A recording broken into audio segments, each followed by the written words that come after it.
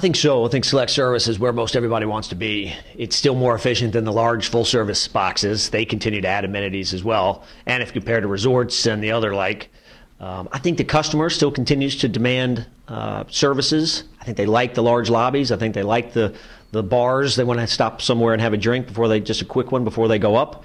So I think that's where the industry is progressing. I think the brands are ahead of the curve. Some would argue that they're pushing the amenity creep, but I think they've got their finger on the pulse and they're making the right decisions. And I think you're seeing that with the successful brands. That's where the customers are going and that's where the developers are developing. I believe so. Select service is a strong business model. It's relatively young as a business model, and it continues to get more efficient. And what you're seeing right now is a big change in the design, and a lot of that doesn't cost a lot of money. It just people haven't reinvested in their properties, and so there's larger PIPs today. But the design is being changed today to meet the consumer demand, as well as some amenities like bars.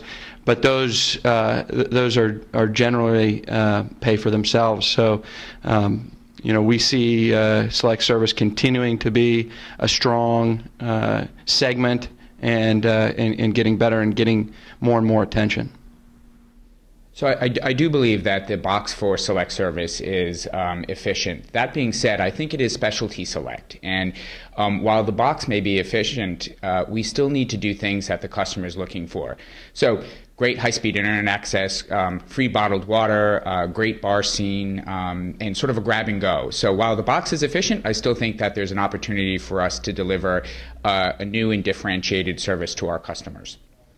That is an interesting question. As we continue to see the addition of facilities and amenities and services, we continue to put pressure on the feasibility of these projects.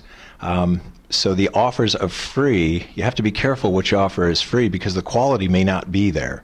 And just bandwidth as an example is one area where we're seeing this challenge. So the select service industry in terms of free breakfast has gone to free breakfast plus a hot protein item. Each time we add these kind of services, facilities, and amenities, and we're looking at modest prices, we're putting pressure on that bottom line. And that is, I think, an issue. And we're seeing a lot of blurring of the demarcation for what is, for instance, what we used to classically call limited service or select service, or if you look at it by Smith Travel, we're looking at it as modified without food and beverage or modified with food and beverage ahead of economy. So the blurring, I think, is problematic for us in ways that have to do with planning departments for zoning and building. It's affecting valuations and feasibility because who do you include in that set? And it's Yes, absolutely. I think that because the market has shown a great increase in select service, adding the additional amenities such as more food and beverage to a lot of select service hotels is obviously creating a little bit of a problem for the full service market, but it is the natural progression of the brands.